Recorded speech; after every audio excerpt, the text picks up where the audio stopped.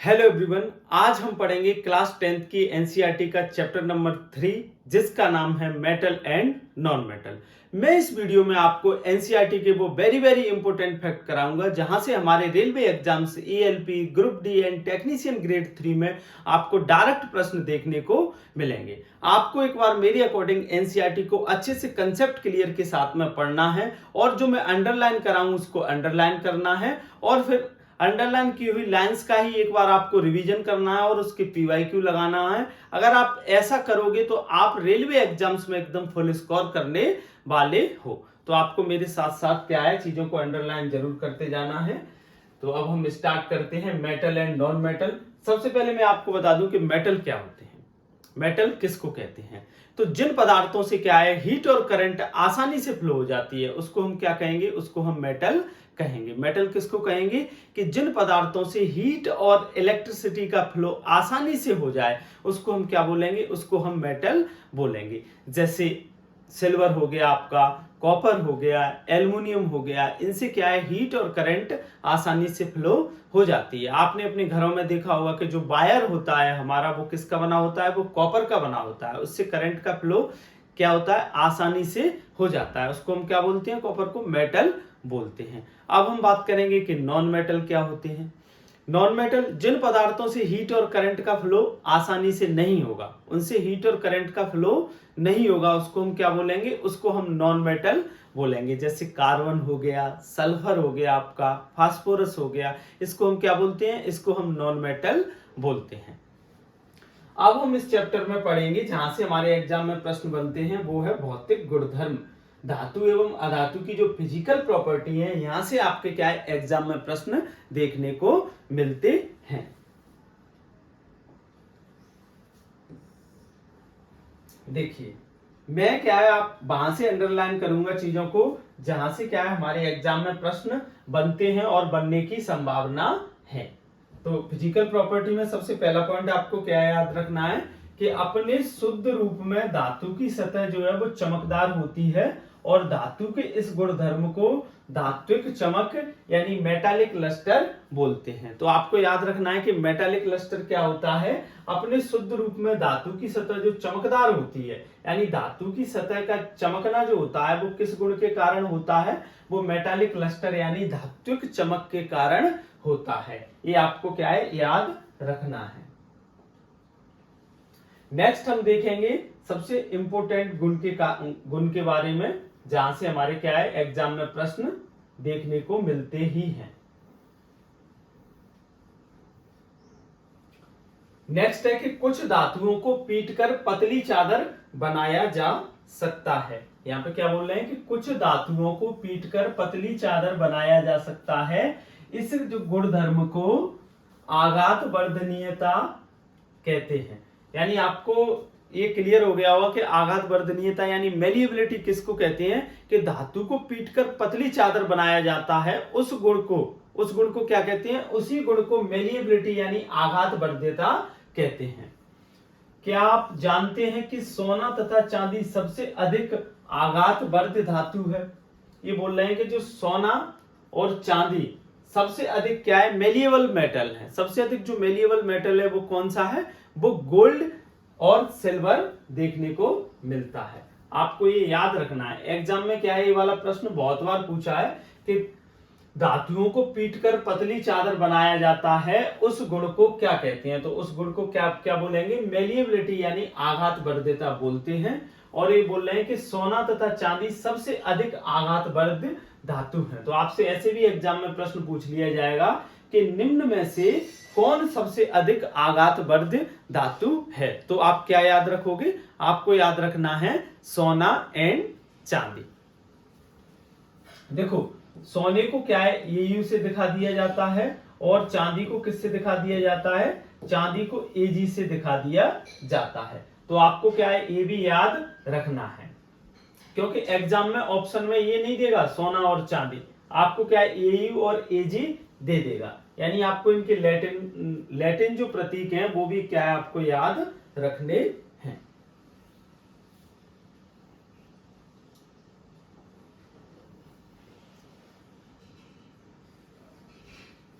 Next हम देखेंगे कि धातु के पतले तार के रूप में जो खींचने की जो क्षमता है उसको क्या बोलते हैं, उसको तन्यता यानी डक्टाइलिटी बोलते हैं। डक्टाइलिटी क्या होती है कि धातु के पतले तार के रूप में खींचने की जो क्षमता है उसको हम क्या कहते हैं, तन्यता यानी डक्टाइलिटी कहा जाता है।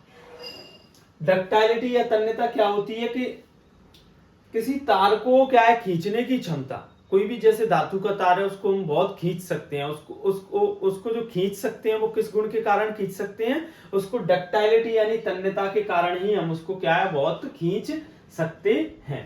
सोना क्या है, सबसे अधिक तन्य यानी डक्टाइल मेटल है। आपको ये जानकर आश्चर्य होगा कि 1 ग्राम सोने से 2 किलोमीटर लंबा तार बनाया जा सकता है। 1 ग्राम सोने से कितना किलोमीटर लंबा तार बनाया जा सकता है, 2 किलोमीटर लंबा तार बनाया जा सकता है। ये जो यूनिट है ना किलोमीटर, इस पर क्या है आपको विशेष ध्यान रखना है, क्योंकि बहुत बार क्या होता है हमारा ध्यान क्या है, इस किलोमीटर पर नहीं जाता है।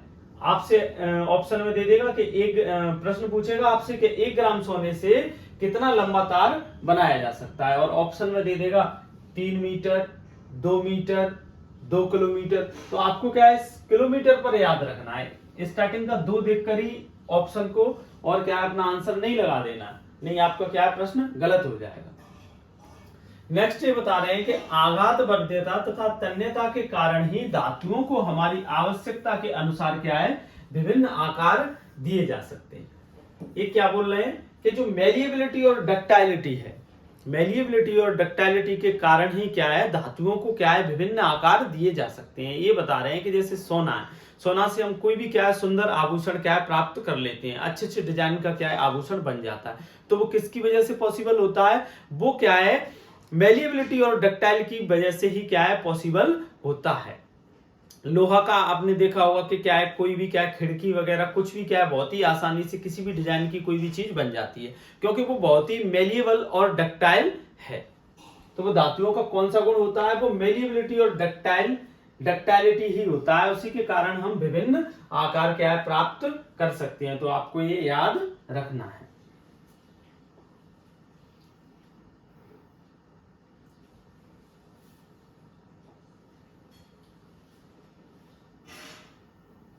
नेक्स्ट हम यहां पे देखेंगे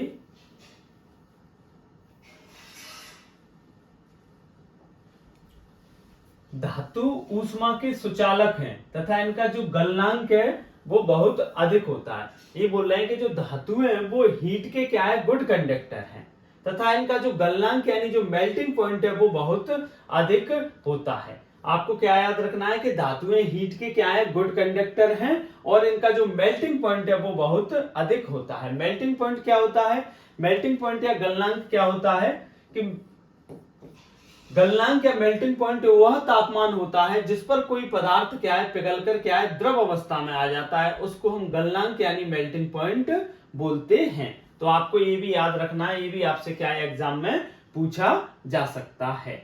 वह तापमान जिस पर कोई पदार्थ पिघलकर द्रव अवस्था में आ जाए उसको हम क्या बोलेंगे, उसको हम गलनांक यानी मेल्टिंग पॉइंट बोलेंगे।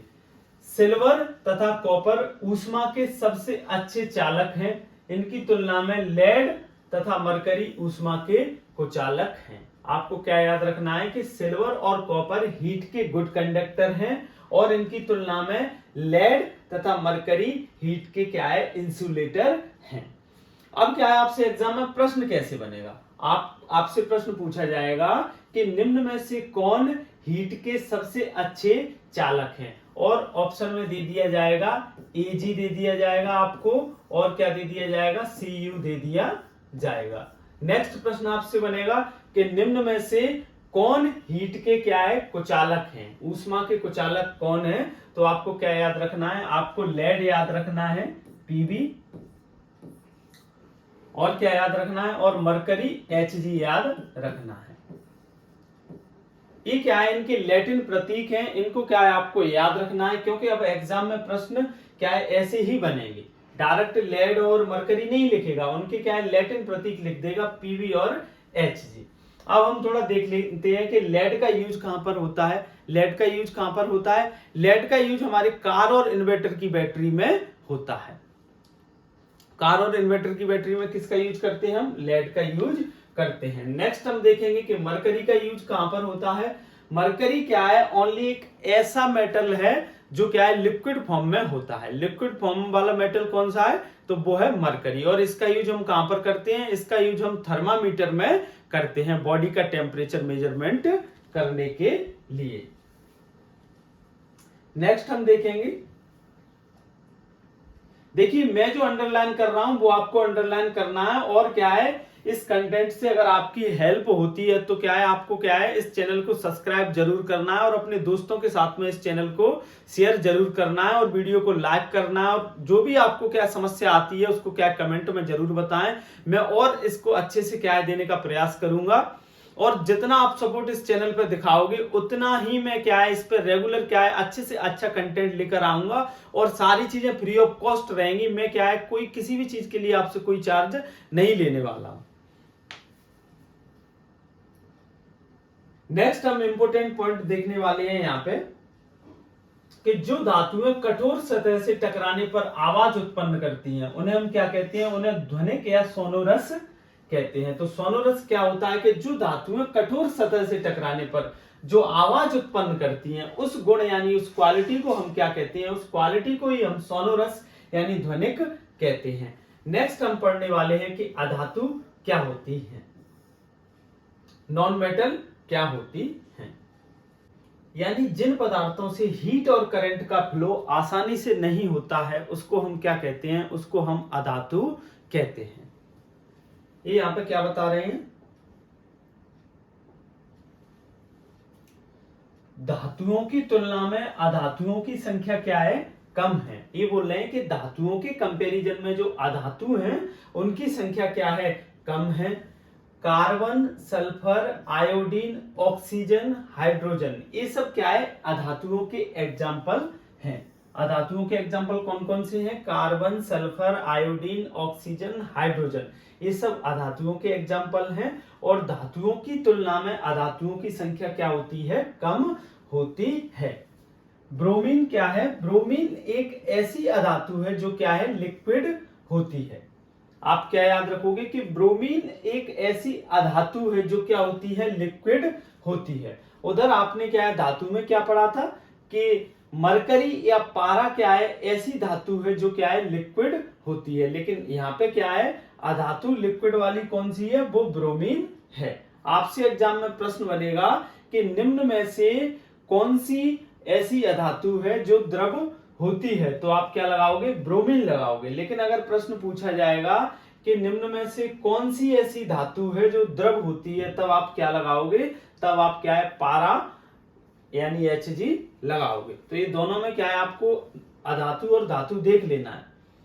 द्रव वाली धातु कौन सी होती है, पारा होती है। और द्रव वाली अधातु कौन सी होती है, ब्रोमीन होती है। मेटल और नॉन मेटल देख लेना है एग्जाम में।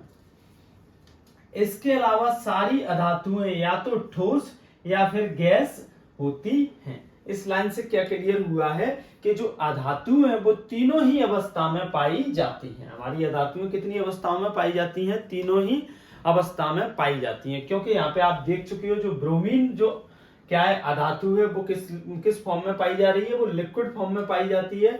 और ये बोल रहे हैं कि अधातुएं या तो ठोस भी होती हैं या फिर गैस होती हैं, यानी अधातुएं तीनों ही अवस्थाओं में पाई जाती हैं। आपसे एग्जाम में ऐसे प्रश्न पूछा जाएगा कि अधातुएं कितनी अवस्था में पाई जाती हैं, तो और ऑप्शन दे देगा 1, 2, 3, 4। तो आपको क्या लगाना है, आपको वहां पे 3 लगाना है। क्योंकि अधातुएं तीनों ही अवस्था, ठोस, द्रव और गैस तीनों ही अवस्थाओं में पाई जाती हैं। लेकिन धातुओं की बात करें कि धातुएं कितनी अवस्था में पाई जा रही थी, तो धातुएं 2 ही अवस्थाएं ठोस और द्रव में पाई जाती थी। आपने देखा था कि पारा ओनली एक ऐसा मेटल था जो क्या है लिक्विड था, और जो सभी धातुएं थी वो क्या थी, ठोस अवस्था में थी। तो आपको ये चीज याद रखना है। नेक्स्ट हम देखेंगे अब यहां पे क्या है, कुछ अपवाद दिए गए हैं।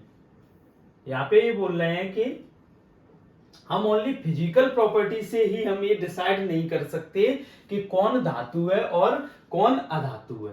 फिजिकल प्रॉपर्टी से ही ये क्लियर नहीं हो सकता, क्योंकि कुछ क्या है धातु और अधातु क्या है, फिजिकल प्रॉपर्टी को फॉलो नहीं करती हैं, इसलिए क्या है उनके इन्होंने क्या है यहाँ पे अपवाद लिखे हैं और यहाँ से क्या है एग्जाम में प्रश्न बनेगा ही बनेगा। भौतिक गुणधर्म को जो फॉलो नहीं करेंगे वो क्या है इस अपवाद में आएंगे। देखो यहाँ पे बोल रहे हैं कि मरकरी को छोड़कर सारी धातुएं कमरे के ताप पर क्या है ठोस अवस्था में पाई जाती हैं। यानी हमने क्या देखा था कि सारी जो धातुएं वो क्या है ठोस अवस्था में ही है लगभग, ओनली क्या है मरकरी ही ऐसी धातु है जो क्या है ठोस अवस्था में नहीं पाई जाती है, मरकरी क्या है लिक्विड फॉर्म में पाई जाती है। भाई ये बता रहे हैं आपने देखा है कि धातुओं का गलनांक क्या है अधिक होता है, सभी जो धातु है ना उनका गलनांक क्या है अधिक होता है, लेकिन जो गैलियम और सीजियम जो धातु है इसका गलनांक बहुत कम है। अब देखो सभी जो धातु है ना उनका गलनांक बहुत अधिक होता है, लेकिन गैलियम और सीजियम जो है धातु है ना इसका गलनांक बहुत कम है। यानी गैलियम और सीजियम क्या है यहाँ पे एक्सेप्शनल केस हो गया, अपवाद हो गया। इस वजह से आपको ये रखना है फिजिकल प्रॉपर्टी यानी भौतिक गुणधर्म का क्या है उसको फॉलो नहीं कर रहा है, इसलिए ही तो ये एग्जाम में क्या है प्रश्न बनेगा आपसे, ऐसे प्रश्न पूछा जाएगा कि निम्न में से ऐसी कौन सी धातु है जिसका गलनांक बहुत कम है, और ऑप्शन में क्या है गैलियम नहीं लिखेगा, ऑप्शन में क्या है जीए लिख देगा, जीए लिख देगा और क्या लिख देगा सीएस लिख देगा। तो ऐसे क्या है आपको इनके लैटिन प्रतीक भी याद रखना है। तो सबसे कम गलनांक वाली धातु कौन सी है, गैलियम और सीजियम है। इनका मेल्टिंग पॉइंट जो है ना वो इतना कम है कि अगर इस मेटल को आप गैलियम और सीजियम को अपनी हथेली पर भी रख लोगे ना तो इसमें ही क्या है ये पिघलने लग जाएगी, इसका क्या है इतना कम देखने को मिलेगा मेल्टिंग पॉइंट। अब ये नेक्स्ट बता रहे हैं कि आयोडीन क्या है अधातु होते हुए भी चमकीला है। हमने क्या है क्या पहचान देखी थी कि चमकीली कौन होती है, चमकीली क्या है धातुएं ही होती हैं, लेकिन क्या है आयोडीन अधातु होते हुए भी चमकीला है। यानी आपसे पूछा जाएगा कि कौन सा ऐसी अधातु है जो क्या है चमकीला होता है, तो आप क्या लगाओगे आयोडीन लगाओगे। वैसे चमकीले कौन होते हैं, वैसे चमकीले क्या है धातु ही होते हैं।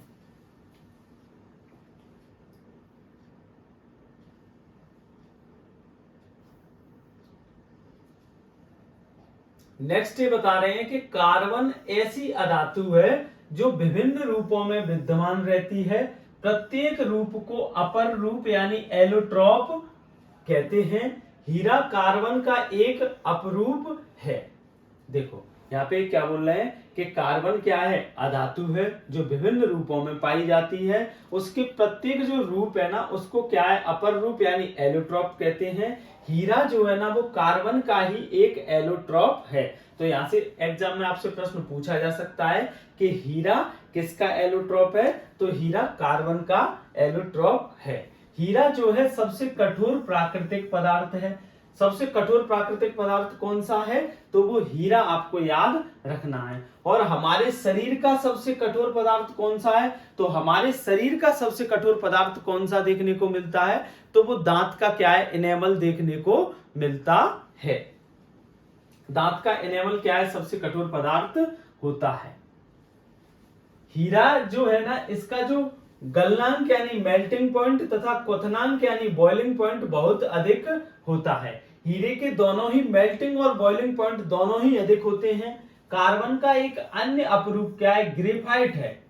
ग्रेफाइट क्या है विद्युत का सुचालक है। अब देखो ग्रेफाइट विद्युत का सुचालक है, ये आपको क्यों याद रखना है। देखो कार्बन क्या है अधातु है, कार्बन अधातु है तो कार्बन का ही अपरूप यानी एलोट्रॉप क्या है ग्रेफाइट है, यानी ग्रेफाइट भी क्या होगा हमारा अधातु होगा। और अधातुएं क्या थी हमारी कुचालक थी। अधातुएं क्या थी, अधातुएं क्या है करंट की क्या है इंसुलेटर है, लेकिन ग्रेफाइट क्या है विद्युत का क्या है गुड कंडक्टर है। इस वजह से आपको याद रखना है, एग्जाम में प्रश्न पूछा जाएगा ये अधातु होते हुए भी क्या है ये विद्युत का गुड कंडक्टर है। इस वजह से क्या है आपको ये याद रखना है कि ये विद्युत का क्या है सुचालक है।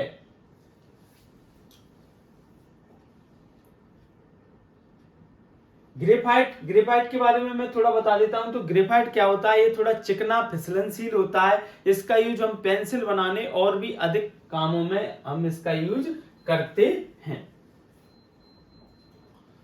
अब ये बोल रहे हैं कि क्षारीय धातु लिथियम, सोडियम, पोटेशियम इतनी मुलायम होती हैं कि उनको चाकू से क्या है, काटा जा सकता है। अब हम देखेंगे कि क्षारीय धातुएं क्या होती हैं। आवर्त सारणी के पहले समूह में हाइड्रोजन को छोड़कर जितनी भी धातुएं आती हैं वो सब क्या होती हैं, वो सब क्षारीय धातुएं होती हैं। आपसे ये प्रश्न एग्जाम में पूछा गया है कि क्षारीय धातुएं किनको कहते हैं। तो आवर्त सारणी के पहले समूह में हाइड्रोजन को छोड़कर जितनी धातुएं होती हैं उनको हम क्या कहते हैं, उनको हम क्या है, क्षारीय धातुएं कहते हैं। आवर्त सारणी के पहले समूह में हाइड्रोजन को छोड़कर कौन कौन सी धातुएं आती हैं, तो लिथियम आती है, सोडियम आती है, पोटेशियम आती है और रूबिडियम आती है और सीजियम आती है और फ्रेंसियम आती है। ये सभी कौन सी धातुएं होंगी, ये सभी क्षारीय धातुएं होंगी। और इन सभी को क्या है, चाकू से आसानी से काटा जा सकता है। चाकू से आसानी से इनको क्यों काटा जा सकता है, क्योंकि इनकी जो डेंसिटी यानी घनत्व और गलनांक मेल्टिंग पॉइंट दोनों ही क्या है, कम होते हैं, इसलिए इनको क्या है, चाकू से भी आसानी से काटा जा सकता है। और आपको क्षारीय धातुओं का क्या याद रखना है, और क्षारीय धातुओं को आपको ये याद रखना है कि ये बहुत ही क्या है, क्रियाशील धातु होती है।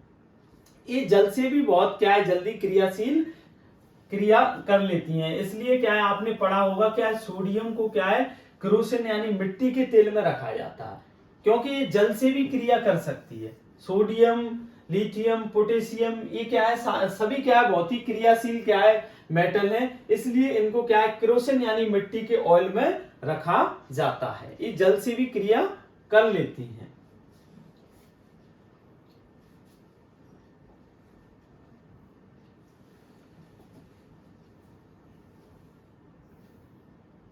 नेक्स्ट हम देखेंगे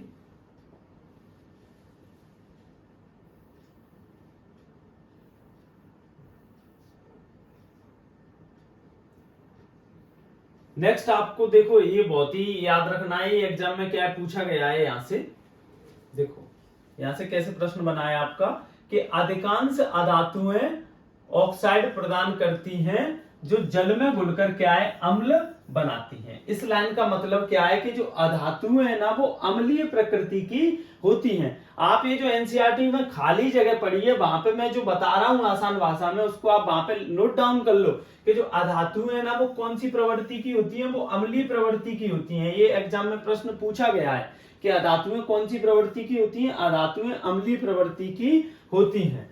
वहीं अधिकतर धातुएं क्या है, क्षारकीय ऑक्साइड प्रदान करती हैं, यानी धातुएं कौन सी प्रवृत्ति की होंगी, धातुएं क्षारीय प्रवृत्ति की होती हैं। ये क्या है, आपसे एग्जाम में प्रश्न पूछा गया है। तो आप जो इंपोर्टेंट एक्स्ट्रा फैक्ट होते हैं उनको जहां पे खाली जगह दिखती है पास में ही, वहीं पर क्या है आपको लिख लेना है। अब क्या है, मैं इन प्रश्नों को भी क्या है आपको बता देता हूं। जैसे ये पूछ रहे हैं कि ऐसी धातु का उदाहरण दीजिए जो कमरे के ताप पर द्रव होती है। अब आप बताओ क्या पूछ रहे हैं, ऐसी धातु पूछ रहे हैं, धातु का उदाहरण दो जो कमरे के ताप पर द्रव होती है। अब यही धातु की जगह अगर अधातु पूछते तो आपका प्रश्न बदल जाता। यहाँ पे क्या आएगा अपना क्या आएगा कि ऐसी धातु का उदाहरण दो जो कमरे के ताप पर द्रव होती है। तो ऐसी कौन सी होती है, वो होती है Hg यानी पारा होता है। अगर ये पूछते कि ऐसी अधातु बताओ जो कमरे के ताप पर द्रव होती है, तब हम क्या लगाएंगे, ब्रोमीन लगाएंगे। ये आपको याद रखना है। नेक्स्ट पूछ रहे हैं कि चाकू से आसानी से काटी जाने वाली धातुएं कौन सी हैं। तो आपने पढ़ी थी जितनी भी क्षारीय धातु हैं, lithium, sodium, potassium, rubidium, caesium, francium, इन सभी को क्या है हम चाकू से आसानी से काट सकते हैं। तो जो ऑप्शन में होंगी उसको हम लगाएंगे। नेक्स्ट हम देखेंगे कि ऊष्मा की सबसे अच्छी चालक होती है। तो ऊष्मा की सबसे अच्छी चालक कौन सी होती है, आपको पता चल गया होगा। ऊष्मा की कुचालक कौन सी होती है, वो भी क्या है, अब आपको क्या है सारे प्रश्नों का क्या है जवाब मिल रहा होगा। आघात वर्ध तथा तन्य का अर्थ बताओ। आघात वर्ध, मेलिएबिलिटी और डक्टाइलिटी क्या होता है, क्या पढ़ा था हमने, ये बहुत ही इंपॉर्टेंट होता है कि धातुओं को पतली चादर के रूप में क्या है कन्वर्ट किया जाता है। वो किसके कारण कन्वर्ट किया जाता है, वो मैलिएबिलिटी के द्वारा ही कन्वर्ट किया जाता है। और तन्यता और डक्टाइलिटी के बारे में क्या पढ़ा था कि पतले तार के रूप में खींचने की क्षमता को ही क्या है, डक्टाइलिटी यानी तन्य बोलते हैं। अब हम पढ़ेंगे धातुओं के रासायनिक गुणधर्म के बारे में।